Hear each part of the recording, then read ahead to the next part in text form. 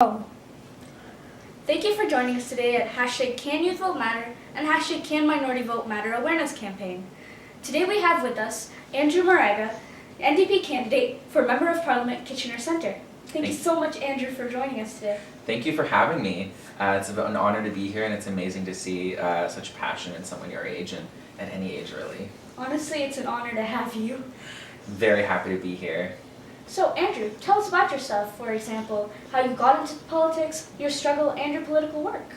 Okay, well I never intended to be a politician. I always like to start by saying that I'm a scientist, and I've spent like the last 8 years of my life going to university and studying environmental issues, studying climate change, and studying how we have a better relationship with the environment and a more sustainable one, not just for ourselves, but for future generations. And I just saw myself waiting on the sidelines a lot. Elections would pass by and promises would be made, and often they weren't filled. And I kept waiting and hoping that someone would come and do something. And eventually I'm like, they'll do it, someone will do it. Someone's gonna say something, someone's gonna do something. And I kept seeing it not happening. And I had a lot of friends say to me, Andrew, you know a lot about these issues and you're really passionate, why don't you run for office? I'm like, no, I couldn't do that, not someone like me. I don't feel like I'm a politician. And eventually I realized that I don't want to sit on the sidelines and wait for a solution that may or may not happen. I want to be the change that I want to see in the world, so I decided that I would put my name forward and that I would try to be a politician and I would try to be a member of parliament so that I could represent people. And I wanted to do it in a way that we are elevating voices and supporting our community, and not just me speaking what I think people want, but trying to listen to what they're actually saying and bring that to Ottawa. So a lot of my struggle, I'm a person of color, I'm a queer individual who's a member of the LGBTQ community, I struggle with mental health, I have an anxiety disorder, and so a lot of those things are sort of identities being attached to me that people might say or suggest that someone like me doesn't belong in politics or someone like me wouldn't be successful. And I really wanted to show people that that's not true. And I wanted to be representative for others like herself or for anyone else who wants to participate and wants to be involved and wants to have their voice heard. I'm still only 26, so some people might look at me and think, why should I listen to what you have to say? But I'm very involved, I'm aware of what the issues are, I'm very educated, not that being educated is the only thing that qualifies you to talk about these issues. So I've overcome a lot. I keep working to make sure that others don't have to go through the types of struggles that I went through, and so that life is better for everyone who comes after me. So that's really about how I got here and a lot of the struggles that I've overcome and that I'm still overcoming. And I think that as a person of color, there's a lot of barriers that I'm trying to break down and that a lot of people are working to break down. And I think with the election recently of Jagmeet Singh to the House of Commons, it's the first racialized leader of a major party in Canada's history to make it. And so that's just another step for all of us to show that, politics is for us, and this government is for us, and this community and this country is for all of us. So that's why. Sorry if it got a little preachy at the end there. That's fine. So, Andrew, why do you think that the youth and minorities votes matter, and what steps can be taken to get them more involved in the election process? So I think that the youth vote matters whether you're of age to vote or not.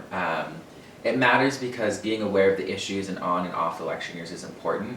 It matters because at any age you can send a letter to your member of parliament, provincial parliament, city councillor, you can send them a phone call, you can have protests outside their office, you can have meetings with them, you can talk to your parents about having those meetings and those protests, but they also represent you. Just because you're not old enough to vote doesn't mean they're not here for you, and so they should also be listening to your concerns and making sure that they're heard and that you feel heard.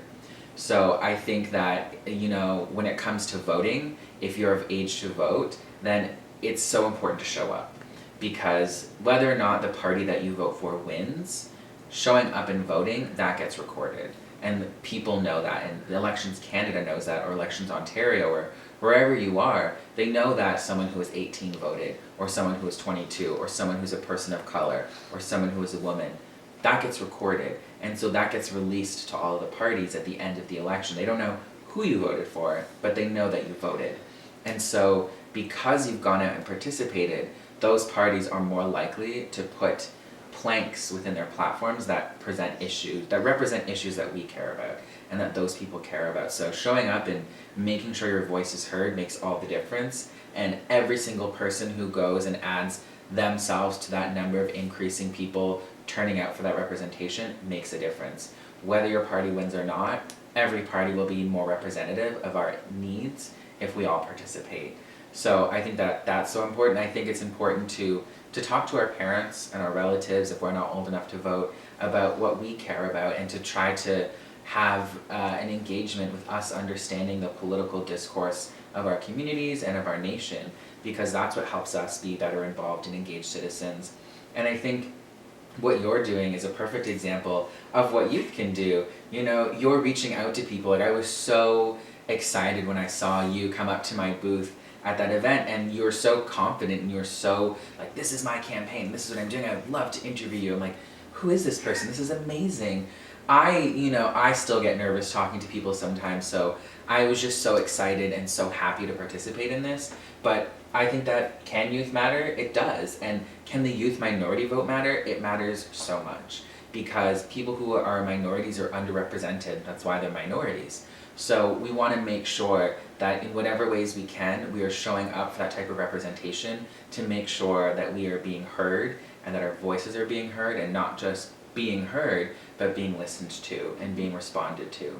So I think that the youth vote matters so much at any age, and I think that young people around the world, especially as it comes to climate change and other issues, are waking up more and more to the realities of what's going on, and they want to be involved, and you don't always have to vote to have your voice heard and to make a statement. Thank you. You're welcome. Thank you so much for having me, and I'm sure that we're going to see great things coming from you in the future, and you already are doing great things. Yeah, I'm sure the same will come from this. Hopefully. Yeah.